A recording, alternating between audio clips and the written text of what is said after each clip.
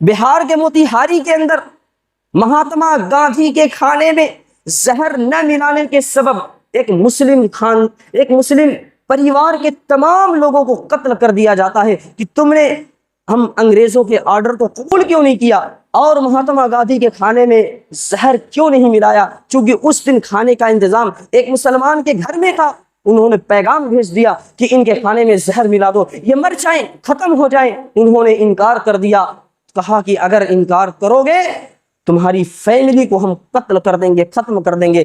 کہا کہ منظور ہے پر وطن سے غداری منظور نہیں۔ تو اس وقت سن 1757 کے اندر ان لوگوں نے پورے بنگال کے اندر اتنا ظلم ڈھایا کہ مؤرخین لکھتے ہیں کہ صرف بنگال کے اندر 2 لاکھ علماء کو انہوں نے شہید کیا۔ آپ اس سے اندازہ لگا سکتے ہیں کہ جب 2 لاکھ علماء کو شہید کیا تو کتنے عوام کو انہوں نے مارا ہوگا۔ کہ انگریزوں نے ان سے کہا کہ یار اپنے آپ کو ہمارے سپرد کر دو، ہم آپ کو شان و شوکت کی زندگی گزارنے کے لیے موقع دیں گے، آپ ٹینشن فری ہو کے زندگی گزاریں گے۔ تو انہوں نے اس وقت یہ جملہ کہا تھا کہ شیر کی 1 دن کی زندگی گیدڑ کی 100 سال کی زندگی سے بہتر ہے۔ اور پھر اس وقت انہوں نے پورے بنگال سے مال اور خزانوں کو لوٹنا شروع کر دیا۔ کہتے ہیں کہ 7 پانی کے جہاز سے سونا بھر کے یہ لوگ انگلینڈ لے کر گئے۔ جب ساحل سمندر پہ ان کا جہاز پہنچتا ہے تو وہاں کے لوگ کہتے ہیں یار کیا پورا ہندوستان لے کے چلے آئے ہوگا؟ تو ان لوگوں نے کہا نہیں، ابھی تو ہم صرف ایک صوبہ بنگال کو لوٹ کے لائے ہیں، ابھی پورا ہندوستان باقی ہے۔ یوں ہی تھوڑی ہمارے ملک کو سونے کی چڑیا کھا۔ نمک آندولن جب چلا، مہاتما گاندھی نے جو نمک آندولن چھیڑا، اس میں بھی مسلمان پیش رہے۔ خان عبد الغفار خان کو کون نہیں جانتا، یہ بڑے لمبے تڑنگے شخص تھے، انہوں نے پورا بھرپور سپورٹ کیا اور دوسرے بہت سارے لوگوں نے سپورٹ کیا۔ یہ الگ بات ہے کہ آخر میں چل کر تمام مذاہب کے تمام لوگوں نے مل کر اس ہندوستان کی آزادی کے لیے جنگیں لڑی، لیکن ابتدا میں جو 1754 57 اور 1781 82 83 اور سن 1792 99 1803 24 31 57 یہ جو جنگیں ہوئی، ان سب کے اندر پیش اگر کوئی تھا تو مسلمان تھے، مسلم قوم کے لوگ تھے۔ پھر اس کے بعد جب ظلم و ستم حد سے بڑھ گیا تو پھر تمام مذاہب کے لوگوں نے مل کر اس ملک کی آزادی کے لیے لڑائیاں لڑنا شروع کی۔ تو اس میں بھی مسلمان پیچھے نہیں رہا۔ اگر آزادی کی ایک صف میں پنڈت موتی لال نہرو، پنڈت جواہر لال نہرو اور لقمان تلک اور سروجنی نائیڈو نظر آتے ہیں، تو دوسری صف میں مولانا فضل حق خیرآبادی، مولانا ثناء اللہ امرتسری، مولانا ابوالکلام آزاد اور دوسرے بہت سے علماء نظر آتے ہیں۔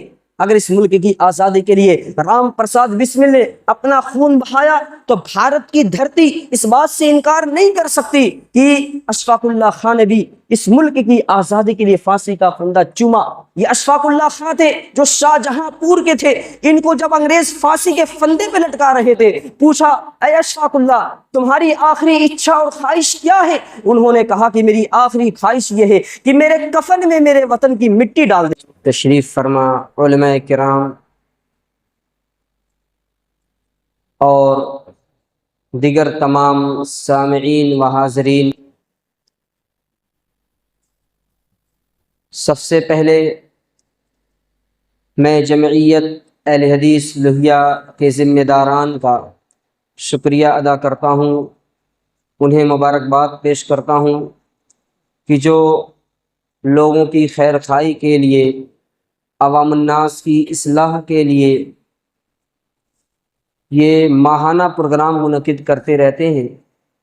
اور الحمدللہ جمعیت کی طرف سے اس مسجد میں مدرسہ زید بن ثابت لتحفیظ القرآن کے نام سے ایک مدرسہ بھی قائم ہے، اور مغرب بعد بچوں کی تعلیم کا بھی نظم ہے۔ یہ سب بڑی اہم چیزیں ہیں، ان سب کا اہتمام ہونا چاہیے، ان سب کا خیال ہونا چاہیے۔ اس سے قوم کی اور قوم کے لوگوں کی اور ہمارے بچوں کی ترقی ہوتی ہے، اور یہ کہ جب ہمارے بچے پڑھیں گے لکھیں گے تبھی آگے بڑھیں گے، اور جب ہمارے یہ بچے جو ہمارے مستقبل ہیں، ہمارے فیوچر ہیں، اگر یہ تعلیم یافتہ ہوں گے تو ہمارا سماج اور معاشرہ بہتر ہوگا، اچھا ہوگا۔ اس لیے ان سب چیزوں کا خصوصی خیال رکھنا چاہیے۔ مجھے بڑی خوشی ہے کہ آج کے اس پروگرام کی خوبصورت نظامت جو کر رہے ہیں ایک سینئر عالم دین فضیلت الشیخ حضرت مولانا حفیظ الرحمن صاحب سلفی حفظہ اللہ، نائب ناظم ضلعی جمعیت اہل حدیث اعظم گڑھ۔ یقیناً آپ ایک بہترین خطیب ہیں، ایک بہترین داعی ہیں، اور جمعیت و جماعت کے ساتھ مل کر دین کے کام کو بڑی ہی محنت اور جانفشانی کے ساتھ انجام دیتے ہیں۔ میں اللہ سے دعا کرتا ہوں رب العالمین آپ کی کاوشوں اور کوششوں کو قبول فرمائے، آمین۔ محترم سامعین، آج کا جو عنوان ہے اس کا تعلق آج کے دن سے، اور بڑا ہی اہم عنوان ہے، اور اس عنوان پر گفتگو ہونی چاہیے تاکہ ہم اس ہندوستان کی آزادی کی جو تاریخ ہے اسے جانیں، اور ہمیں یہ علم ہو کہ اس ہندوستان کی آزادی میں مسلمانوں نے بالخصوص علماء اہل حدیث نے کیا کردار ادا کیا، کیونکہ آج ہماری تاریخ کو مسخ کیا جا رہا ہے، ہماری تاریخ کو مٹانے کی کوشش کی جا رہی ہے۔ یہ کہا جا رہا ہے کہ مسلمانوں نے ہندوستان کے لیے کیا ہے، جبکہ مسلمانوں نے جتنا کارنامہ انجام دے دیا شاید دوسرے لوگوں نے دیا ہو۔ اور ایک بات یہ بھی یاد رکھیں کہ جو قوم اپنے ماضی سے لا تعلق ہوتی ہے وہ کبھی مستقبل میں کامیاب نہیں ہوتی۔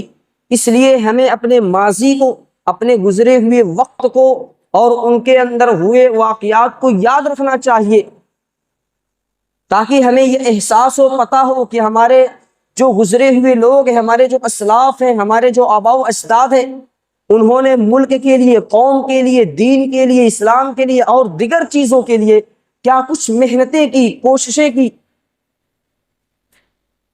آج 15 اگست کا دن ہے جسے ملک ہندوستان کے اندر ایک خاص مقام حاصل ہے۔ ملک ہندوستان کے اندر قومی طور پہ 2 دن کی بڑی اہمیت ہے، ایک 15 اگست، ایک 26 جنوری۔ 15 اگست یوم آزادی، 26 جنوری یوم جمہوریہ۔ 15 اگست 1947 کو ہمارا یہ بھارت، ہمارا یہ ہندوستان آزاد ہوا، اور 26 جنوری سن 1950 عیسوی کو ہمارے اس ملک ہندوستان کے اندر قانون کا نفاذ ہوا، یعنی یہ ملک جمہوری ملک بنا۔ ہمیں یہ معلوم ہونا چاہیے کہ 15 اگست سن 1947 سے پہلے ہمارے یہ ملک ہندوستان تقریباً 200 سالوں تک انگریزوں کا غلام رہا، اور انگریزوں نے اس ملک ہندوستان پہ صرف حکومت نہیں کی بلکہ اس کا استحصال کیا، یہاں کے خزانے کو لوٹا، یہاں کے لوگوں پہ ظلم و ستم کے پہاڑ توڑے، اور یہاں کے لوگوں کو ایسی اذیتیں، تکلیفیں دی کہ ایک باشعور انسان، ایک باضمیر انسان آزادی کی اس زندگی پر موت کو ترجیح دینے کے لیے مجبور ہو جاتا ہے کہ کاش میں مر جاتا، میں زندہ نہ رہتا۔ حالانکہ کون چاہتا ہے کہ ہم مرے، لیکن جب ایک انسان حد درجہ پریشان ہو جاتا ہے تو یہی سوچتا ہے اے کاش میں مر جاتا۔ اب آپ سوچ سکتے ہیں کہ اس ملک ہندوستان کے اندر ان انگریزوں نے یہاں کے باشندوں کے اوپر کتنا ظلم کیا کہ یہاں کے باشندے موت کو ترجیح دینے کے لیے مجبور ہو جاتے۔ آزادی سے 1 سال پہلے سن 1946 کا واقعہ ہے۔ لکھنؤ سے نکلنے والا ایک انگریزی اخبار، اس کے ایڈیٹر کے بارے میں آتا ہے کہ جب اس کے انتقال کا وقت قریب ہوتا ہے تو اس کے چہرے پہ مسکراہٹ تھی۔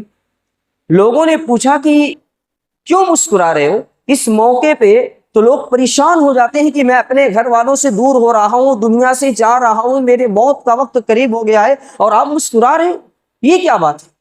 تو انہوں نے جو جملہ استعمال کیا اسے سن کر آپ خود محسوس کر سکتے ہیں کہ ان ظالم انگریزوں نے کتنا ظلم کیا۔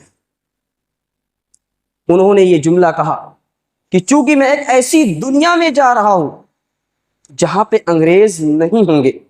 اللہ، جہاں پہ انگریز نہیں ہوں گے اس لیے میرے چہرے پہ مسکراہٹ ہے۔ آپ اندازہ لگا سکتے ہیں کہ یہاں ان انگریزوں نے لوگوں پر کتنا ظلم کیا کہ لوگ موت کو ترجیح دینے پہ مجبور ہو جاتے۔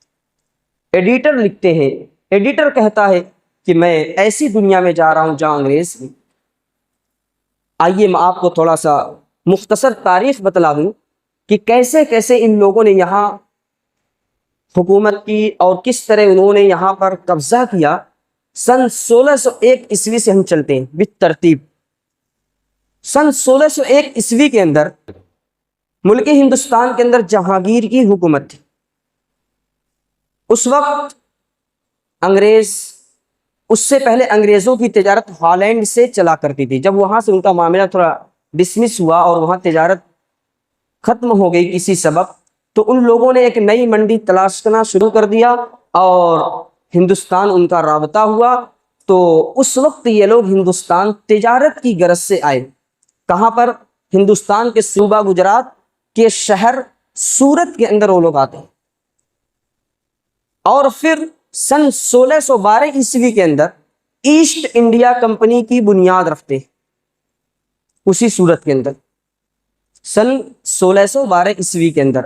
اور پھر یہ کہ اپنا مال لے کے آ رہے ہیں، سیل کر رہے ہیں، بیچ رہے ہیں، اپنی تجارت کر رہے ہیں۔ لوگوں کو یہ ہے کہ بھائی یہ تاجر ہیں، تجارت کر رہے ہیں، اور بہت سارے لوگ یہاں وہاں تجارت کرتے ہیں۔ ہمارے ملک ہندوستان کی بھی بہت ساری چیزیں دوسرے ملکوں میں سپلائی ہوتی ہے، دوسرے ملکوں کی چیزیں یہاں سپلائی ہوتی ہے۔ اللہ کے نبی صلی اللہ علیہ وسلم کے زمانے میں خود دیکھیں کہ لوگ ملک شام جایا کرتے تھے تجارت کی غرض سے، تو یہ کوئی عیب کی چیز نہیں تھی، بہت سے لوگ ایسا کرتے ہیں۔ چنانچہ ان لوگوں نے بھی یہ کام شروع کیا، تجارت کی غرض سے آئے اور اپنا تجارت کر رہے ہیں، سلسلہ چل رہا ہے، آگے بڑھ رہا ہے۔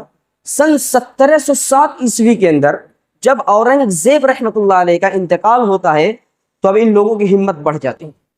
اس کے بعد یہ تجارت کے لیے جو سامان پانی کے جہاز سے لاتے تھے، اسی پانی کے جہاز پر اب سامان کے ساتھ ساتھ ہتھیار لانا بھی شروع کر دیتے۔ اور پھر جب یہ دھیرے دھیرے مضبوط ہو جاتے ہیں تو ان لوگوں نے سن 1754 عیسوی کے اندر ان لوگوں کی سب سے پہلی جنگ جو ہوتی ہے نواب سراج الدولہ کے نانا سے، اس میں انگریزوں کو شکست ہوتی ہے، وہ ہار جاتے ہیں جنگ۔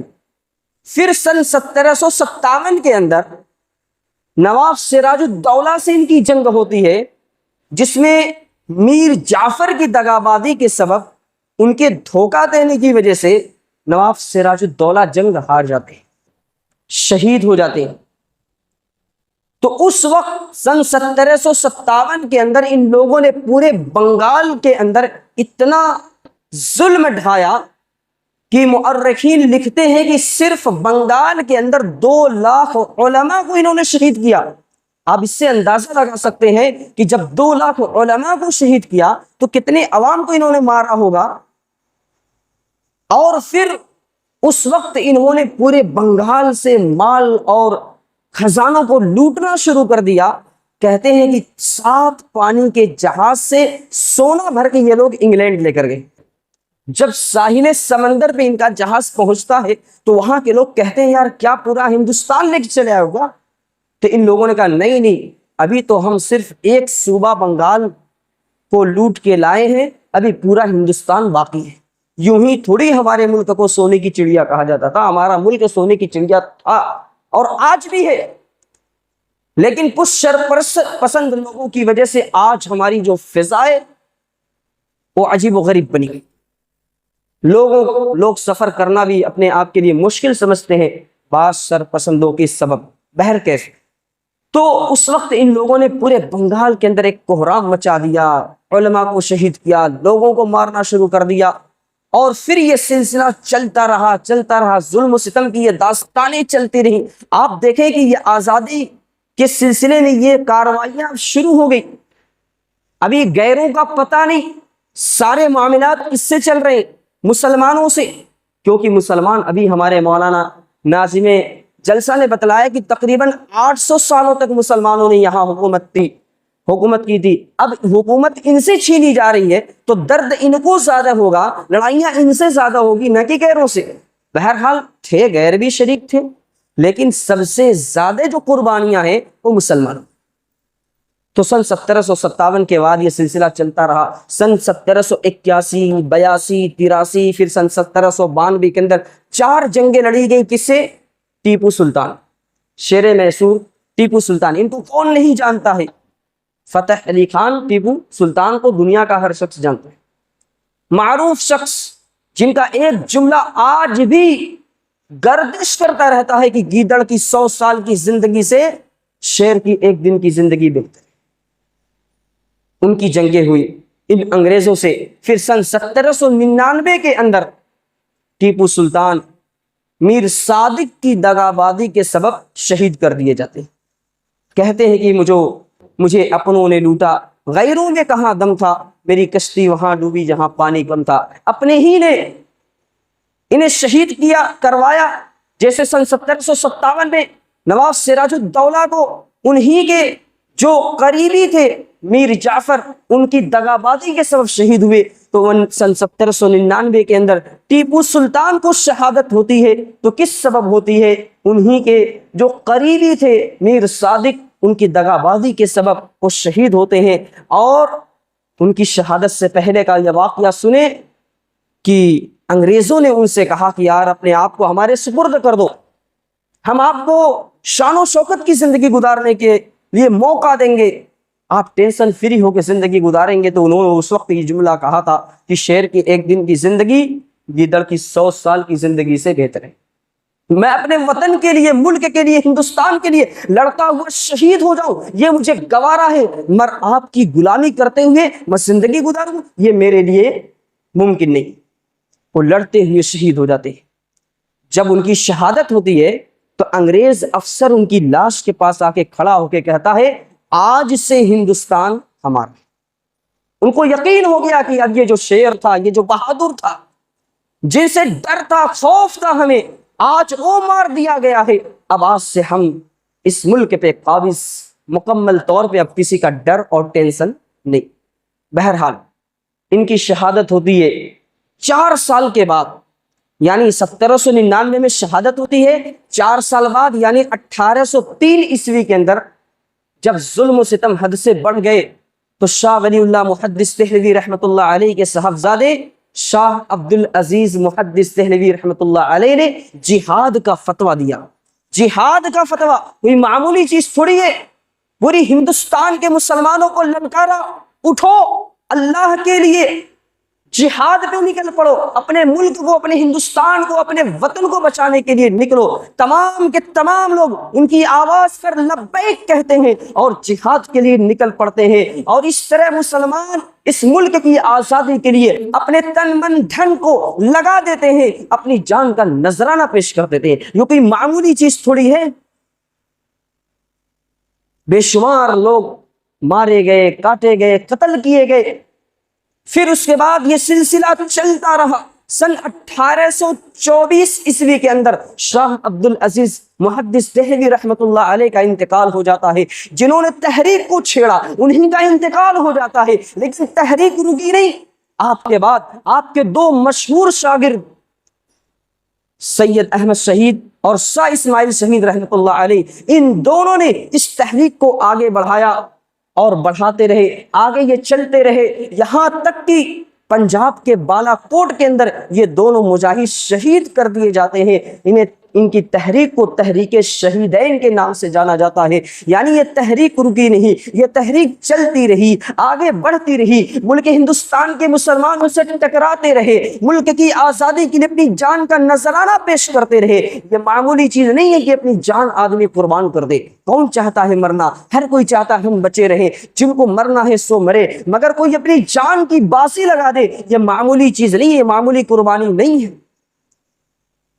تو ان لوگوں نے اس تحریک کو آگے بڑھایا جنہیں تحریک شہیدین کے نام سے جانا جاتا ہے. پھر جب ان کی شہادت ہو جاتی ہے تو پھر ان کے بعد بہار پٹنہ کا ایک معروف علاقہ ہے، معروف جگہ ہے صادق پور.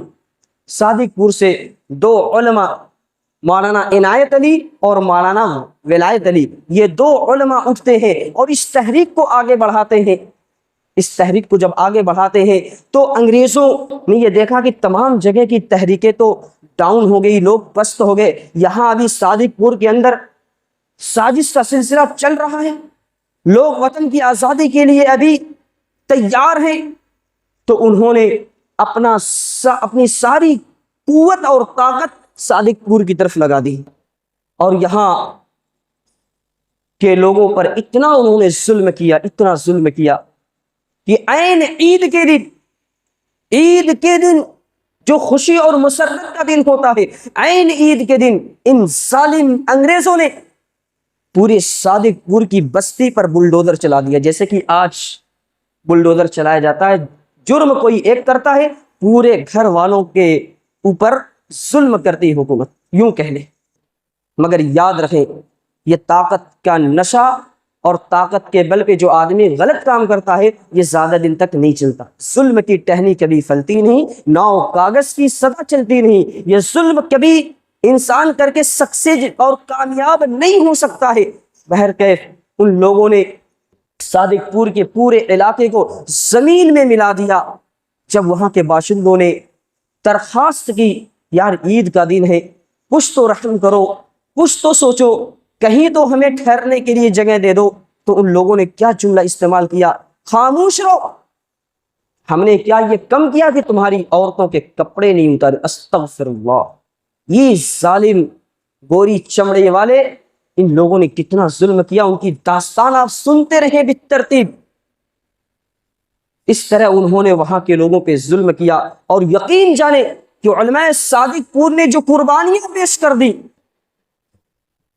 ایسی قربانی دوسری جگہ والوں نے نہیں پیش کی۔ اسی لیے اس ملک کے پہلے وزیر اعظم پنڈت جواہر لال نہرو جب وہاں پہنچتے ہیں صادق پور، تو اپنے ایک لیکچر میں، اپنے ایک خطاب میں یہ بات کہتے ہیں کہ اگر ہندوستان کی آزادی میں علماء صادق پور کی قربانیوں کو ترازو کے ایک پلڑے میں رکھا جائے اور پورے ہندوستان کے لوگوں کی قربانیوں کے ایک پلڑے میں رکھا جائے، تو علماء صادق پور کی قربانیوں کا پلڑا جھک جائے گا، بھاری پڑ جائے گا۔ یہ علماء صادق پوری۔ بہرحال اس کے بعد اسی موقع پہ ان انگریزوں نے مولانا جعفر تھانیسری رحمۃ اللہ علیہ، مولانا یحییٰ علی صادق پوری رحمۃ اللہ علیہ، ان دو علماء کو بھی گرفتار کیا، اور یہ کہ ان کو پھانسی کی سزا سنائی گئی۔ جب پھانسی کی سزا سنائی گئی، ان لوگوں نے مسکرا دیا۔ انگریز جو جج تھا وہ ناراض ہو گیا، مسکرا رہے ہو، تمہیں پھانسی کی سزا دی جا رہی ہے، تم مسکرا رہے ہو، کیوں، کیا بات ہے؟ تو ان لوگوں نے کہا کہ ہاں اس لیے مسکرا رہے ہیں کہ ہم اپنے اس وطن کے لیے اپنی جان دینے جا رہے ہیں، اپنے جان کا نذرانہ پیش کر رہے ہیں اس وطن کے لیے، اس ملک کے لیے، اس ہندوستان کے لیے۔ ہم وہ ہیں جو جھکنے والے نہیں، وطن کے لیے جان تک کو قربان کرنے والے ہیں۔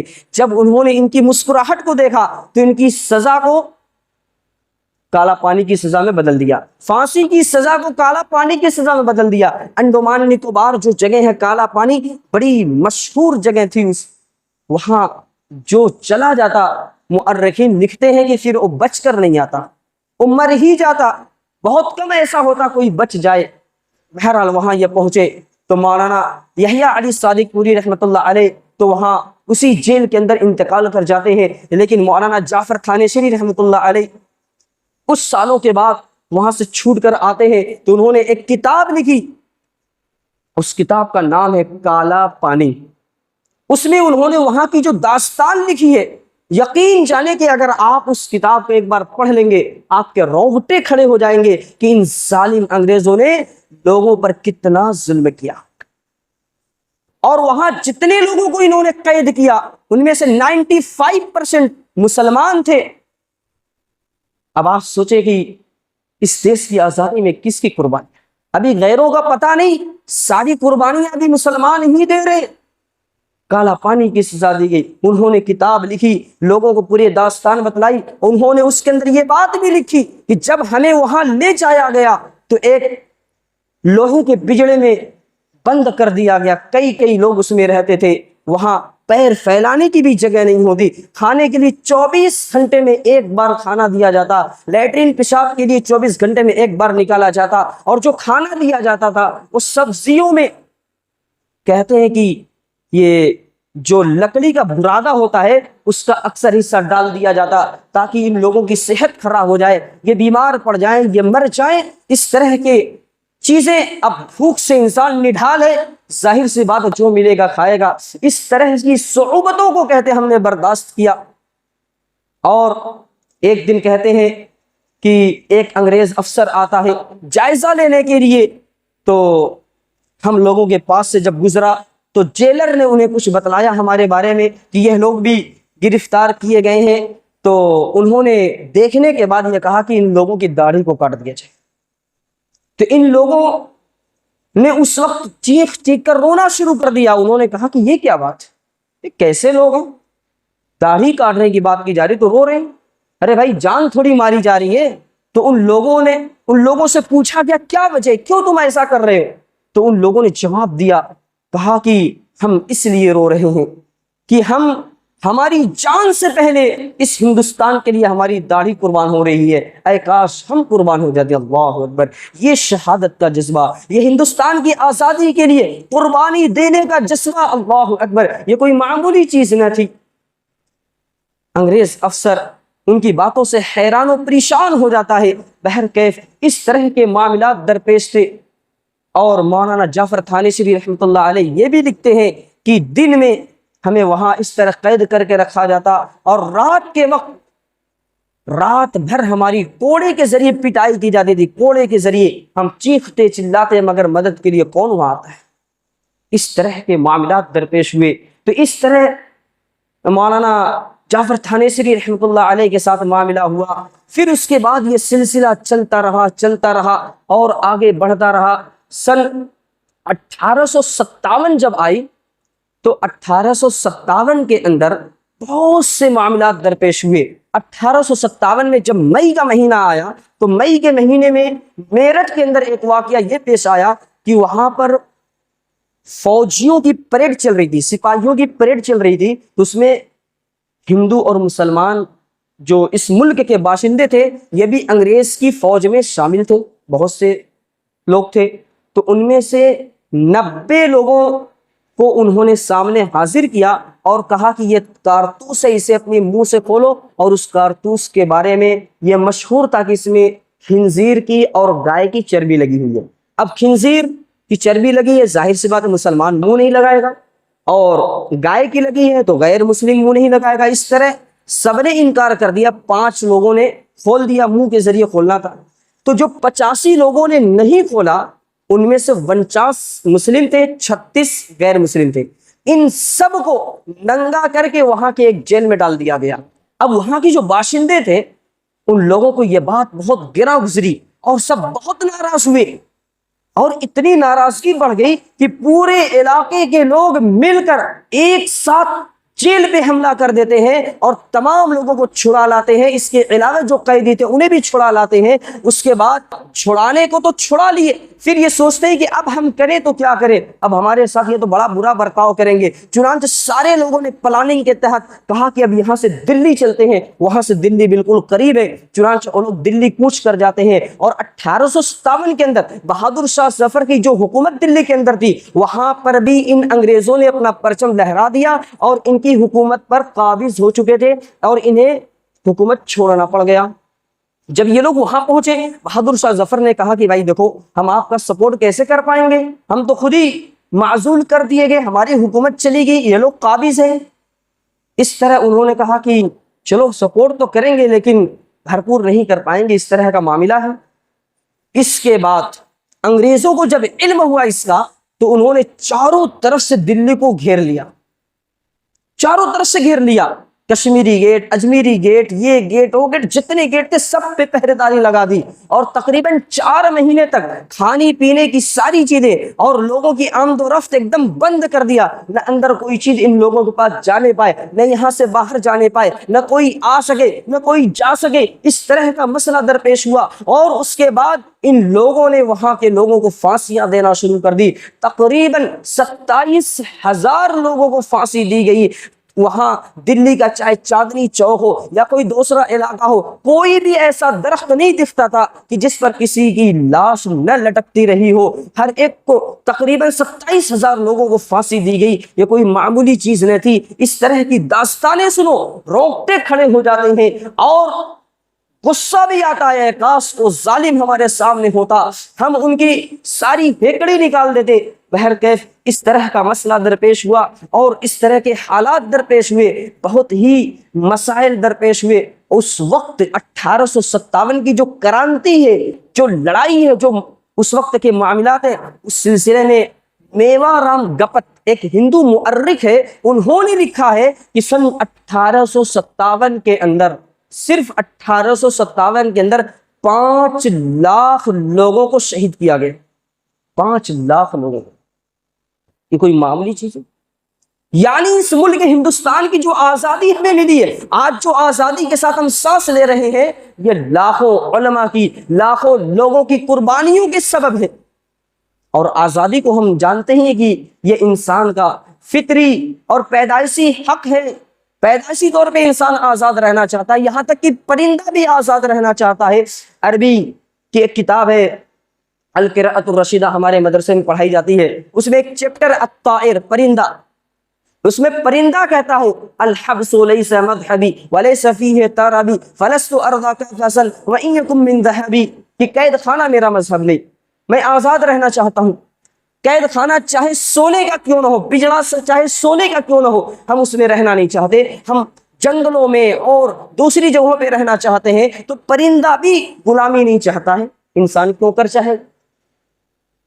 اس طرح یہ سلسلہ چلا۔ 1857 کے اندر تقریباً 5 لاکھ لوگوں کو، اور خود دلی کے اندر 27,000 لوگوں کو پھانسیاں دے دی گئی۔ اس طرح کا معاملہ چلتا رہا، پھر یہ معاملہ آگے بڑھتا رہا۔ ان انگریزوں نے کتنا ظلم ڈھایا، کتنا ظلم ڈھایا، اگر اس کی داستان تفصیل سے بیان کی جائے کافی لمبا وقت لگے گا۔ بالمختصر یہ کہ ان لوگوں نے جلیان والے باغ کا جو واقعہ ہے وہ آپ اٹھائیے، پنجاب کے امرتسر کے اندر 3,000 مسلمان آتے ہیں اور پرسکون ماحول میں ان انگریز کے ظلم و ستم کے خلاف احتجاج کرنا چاہتے ہیں۔ اس میں بچے بھی ہیں، عورت بھی ہیں، بڑے بھی ہیں، بوڑھے بھی ہیں، سب ہیں۔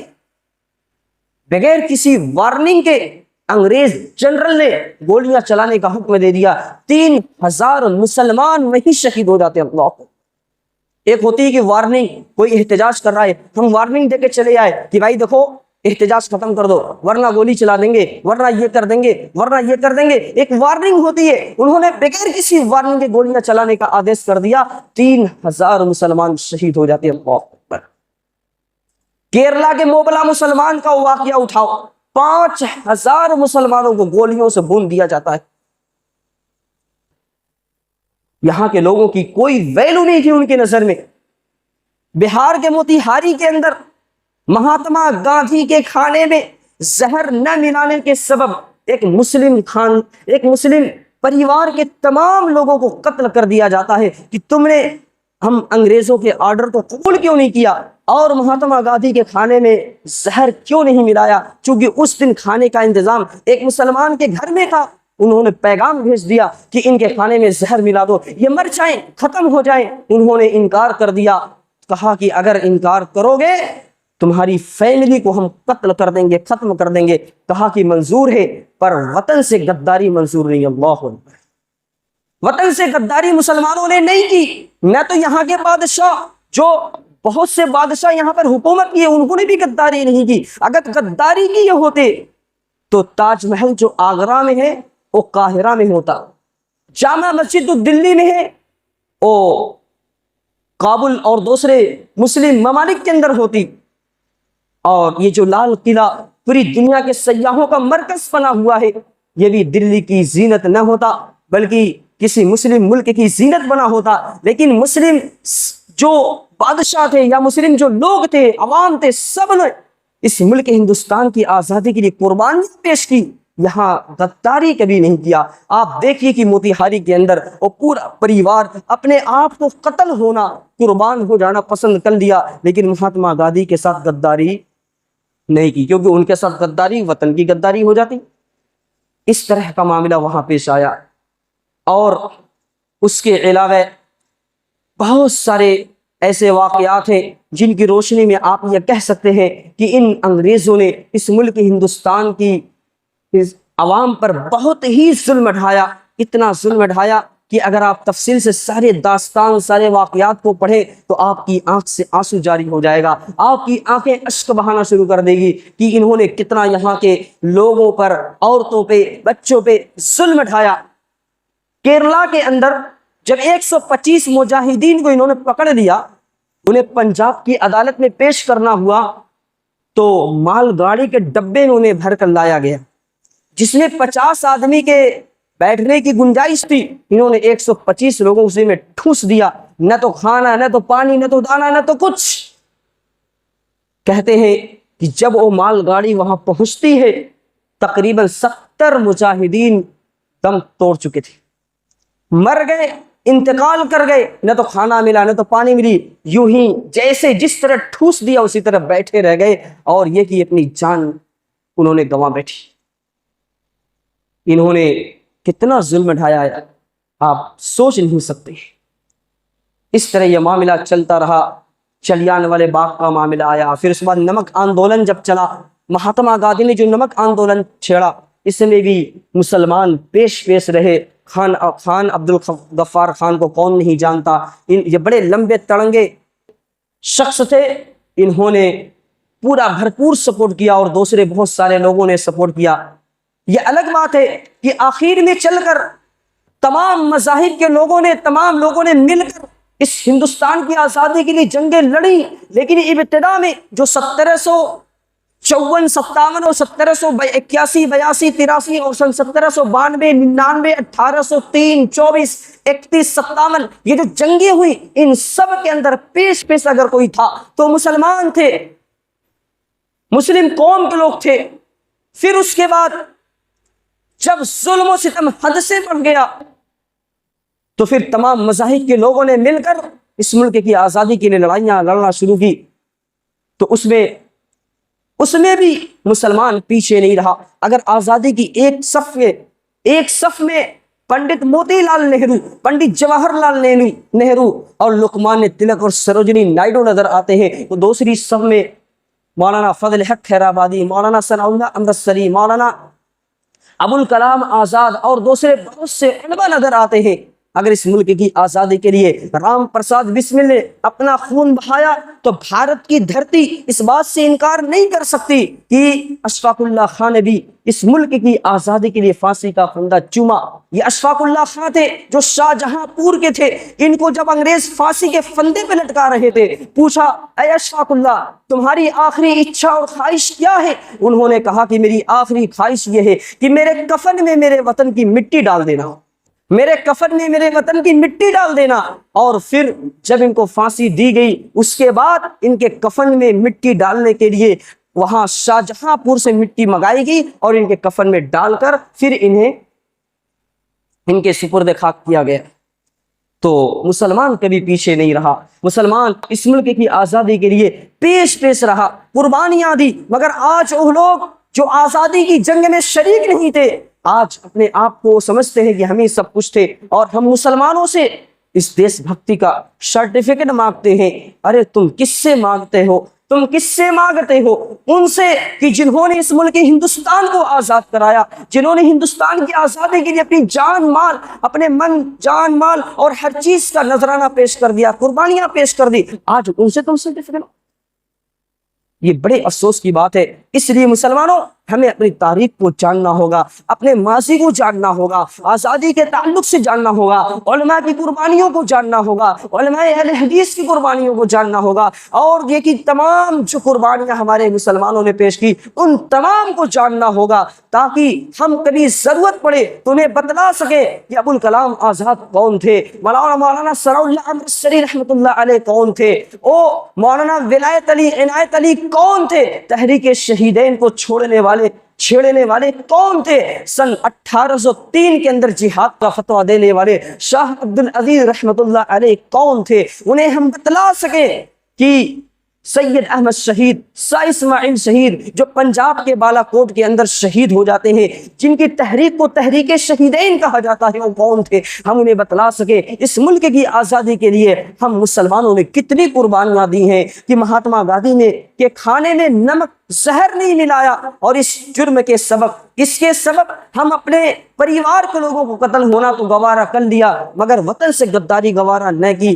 یہ ہم مسلمانوں نے اس ملک ہندوستان سے اپنی محبت کیا اور یہ کہ اپنی جان کا نذرانہ پیش کیا، تب جا کر ہمارا یہ وطن، یہ ہندوستان آزاد ہوا، اور آج ہم آزادی کے ساتھ اپنی زندگی گزار رہے ہیں۔ یہ الگ بات ہے کہ آج بعض شرپسند لوگوں کی وجہ سے ہماری آزادی بھی ایسی محسوس ہوتی ہے کہ ہم آزاد ملک میں بھی آزاد اپنے آپ کو محسوس نہیں کرتے ہیں۔ آج سفر کرنا ہو، دلی جانا ہو، ممبئی جانا ہو، کہیں دور جانا ہو، ڈر لگتا ہے ٹرینوں میں سفر کرتے وقت، بسوں کے اندر کوئی ظالم نہ آ جائے، کوئی فلاں تنظیم کا شخص نہ آ جائے، کوئی فلاں شخص نہ آ جائے۔ اس طرح کا خوف کا جو ماحول پیدا کر دیا گیا ہے، اس سے آزاد ہندوستان کے اوپر ایک ضرب پڑ رہی ہے۔ موجودہ حکمراں کو اس پر خصوصی توجہ دینے کی ضرورت ہے۔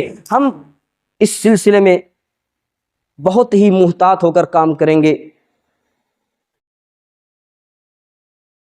ختم کر دیا ہمارا پنکھا بند کر دیں، کچھ چلے 5 منٹ میں ختم کر دیتے ہیں انشاءاللہ۔ آپ یہاں سے چل رہی تھی کہ ہم اس آزاد ہندوستان کے اندر جو زندگی گزار رہے ہیں، یقیناً ایک طرف آزادی کی خوشی ہوتی ہے تو دوسرے طرف بعض سرپسند لوگوں کی سرپسندی کی وجہ سے رنج اور غم بھی ہوتا ہے۔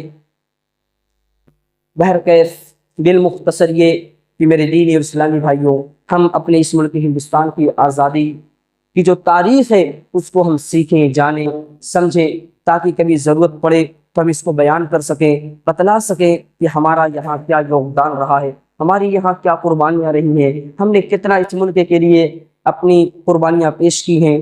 یقیناً یہ بڑی اہم چیز ہے۔ اب میرے خیال سے گرمی بڑھ گئی ہے، اسی پر اکتفا کیا جائے۔ انہی باتوں پہ ہم اکتفا کرتے ہوئے اپنی بات کو ختم کرتے ہیں۔ اللہ رب العالمین سے یہ دعا کرتے ہیں کہ مولا کریم ہم تمام لوگوں کو مل کر بھائی بھائی بن کر زندگی گزارنے کی توفیق عطا فرما، اور ہمارے ہندوستان کی آزادی کی جو تاریخ ہے اس کے بارے میں مطالعہ کرنے، جاننے، سمجھنے کی بھی ہمیں توفیق عطا فرما۔ اللہ تعالی ہم تمام مسلمانوں کو اس ملک ہندوستان میں باعزت شہری کی حیثیت سے زندگی گزارنے کی توفیق عطا فرما۔ اللہ تعالی ملک کے جن علاقوں میں لوگ پریشان حال ہیں یا پوری دنیا میں جہاں کہیں بھی مسلمان پریشان ہیں، اللہ تعالیٰ غیر سے ان لوگوں کی مدد فرما۔ اللہ اسلام کو عزت اور سربلندی عطا فرما۔ اللہم اعز الاسلام والمسلمین، اللہم اعز الاسلام والمسلمین واذل الشرک والمشرکین، اللہم انصر من نصر دین محمد صلی اللہ علیہ وسلم واجعلنا منہم، واخذل من خذل دین محمد صلی اللہ علیہ وسلم ولا تجعلنا منہم۔ سبحان ربک رب العزة عما یصفون وسلام علی المرسلین والحمد للہ رب